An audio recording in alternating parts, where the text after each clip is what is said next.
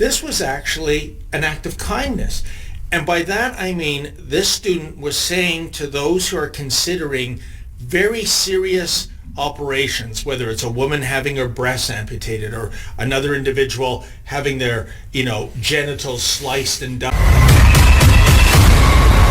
What's up everybody, Christian James here. Today's video, Ontario teenager acquitted on all charges for talking about the dangers of transgender surgery. Let's go!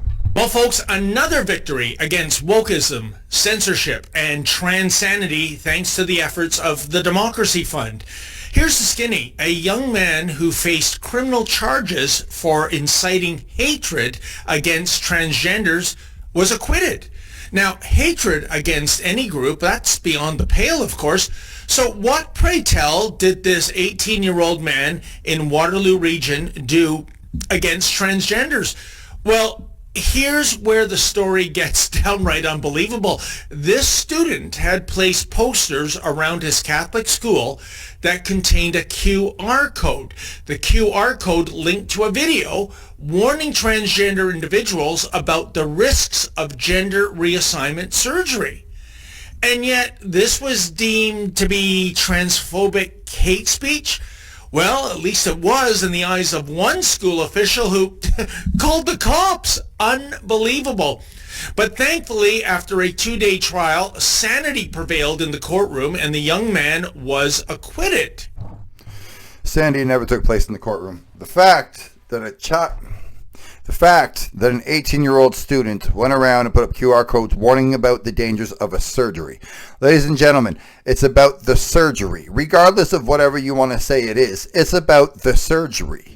That's what the person's warning about. It's not anything phobic other than medical phobic, surgic phobic. You understand what I'm saying? Because it's about the surgery. It's about do whatever the hell you want to do, but understand the warning and the risk of what you're going to do. There's nothing wrong with that. That's the most intelligent, well thought out thing you could do for people, especially if you actually care about humans and don't care about humans because I care about people and I'm virtuous as shit. No, look, y'all want to do you, boo. But here is the danger of, throwing them in the garbage, right? Copping it off and throwing the fucking garbage. There's risk to everything. Regardless of how you feel up here, you're built a particular way. And your structure, regardless of what people believe, wants to remain the same. So when you show people these things, that there's a giant risk to it, and here could be the consequences of it that you're not thinking of, it's a brilliant thing to do. It's thoughtful and actually shows that you give a shit about people beyond the scope of caring online. I don't know why the fuck I did that. Didn't make any sense. All the details is Mark Joseph of the Democracy Fund. Mark, I find this to be a fascinating case. Let's go back to the very genesis of how this thing became a thing.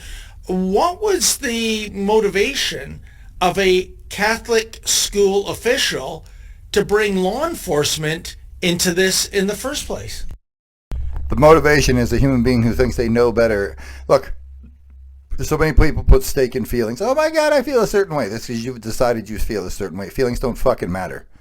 At the end of the day, people seeing a QR code that can tell you about the risks of surgery and you not clicking on the QR code and watching it, so what? Getting a surgery that you can never reverse is a big fucking deal. Enough said. Well, that's a good question, and we can't speculate as to the motives behind the school official who reported the student, but clearly they felt that something in the film, which apparently they only reviewed in a cursory manner, was hateful, and then the police ended up charging our client with a hate crime under essentially Section 319 sub 1, which is the incitement to hatred of a identifiable group that would likely lead to breach of the peace. So there's two important elements here. It's the incitement to hatred and then likely to lead to a breach of peace. And then the Crown took that forward to trial. Unbelievable. But, Mark, the way I look at things is that far from an act of hatred, this was actually an act of kindness. And by that I mean this student was saying to those who are considering very serious operations, whether it's a woman having her breasts amputated or another individual having their, genitals sliced and diced. This is very consequential surgery. We know that many of the people in that community that go through this thinking it's going to be... Ladies and gentlemen, I'm not actually blurring this, and I don't want... They end up having buyer's remorse. And he was simply saying, hey, this is what you need to know. How is that interpreted as an act of hate against transgenders or those who are looking at transgender surgery?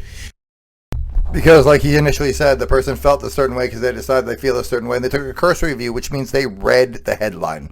They saw what it was, they clicked on and went, oh my God, this is transphobic. No, it's about showing people the risk of something. Jesus Christ. In the 1950s, when you bought a car in the owner manual, it told you how to change the fluids. Nowadays, it tells you not to drink the fucking oil. I mean, that's disagreed that it was an assignment. The client was motivated by his Christian beliefs. So in that sense, yes, it was an act of Christian kindness. I assume that's was position. And I want to make clear that the film didn't advocate for violence in any form. Exactly. So it just took a different position on what the transgender. I'm so sorry, y'all watching this. I'm gonna be sick. It was hard to see that this would. Canada, in a case called Watcott, said there has to be, and that's things like was parasitic, menace to society. Those, so that's a menace to society, ladies. Surgery on people like a menace to society, but they don't care because they got new cars and they got new boats and you got no titties left. High bar to establish in our law, and the judge obviously found that bar wasn't surmounted. Thank goodness. And Mark, in the Department of Don't Tell Me, Show Me, folks, here's an excerpt from that film. You tell me, does this look like hate speech against any identifiable group to you? She wants a summer home. You believe that? Keep telling her, Karen, we can't afford it. You know how many of these surgeries I'd have to do to buy a summer home? She wants to live in the Hamptons. Ted, hold that down. Thank you. A little tighter. Still have that Chihuahua? He likes dog treats, doesn't he? This guy's not going to need them anymore. Keep going, keep going.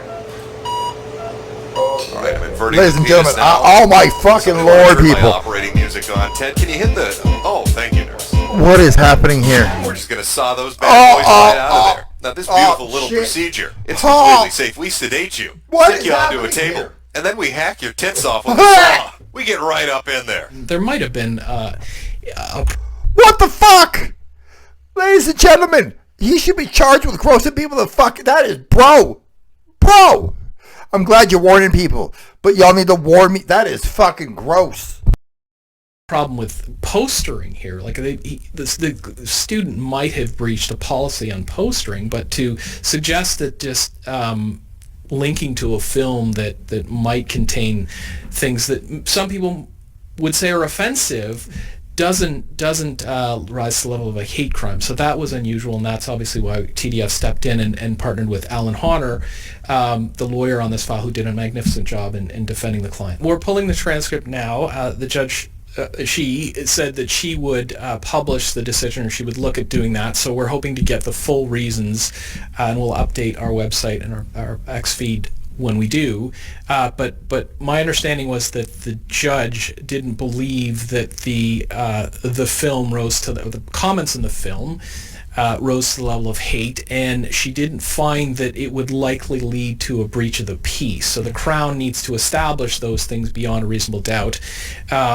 And obviously the Crown couldn't in the view of the court. But we're going to be taking a look at the actual reasons, and we'll publish those. Ladies and gentlemen, I've seen enough of that video. That video was gross. Look, bro, good on you for putting that shit up so people know the actual consequences. I can't believe some of those images. I didn't blur that.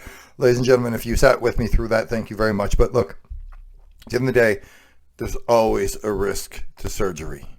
Always. So people should know exactly what they're getting into. And as you saw, people's things, and they're not coming back. You can't regrow it. It's like teeth. When they're gone, they're gone. Like, comment, subscribe. Tell me I'm right. Tell me I'm wrong. That was so fucking gross. I'm out. Ugh.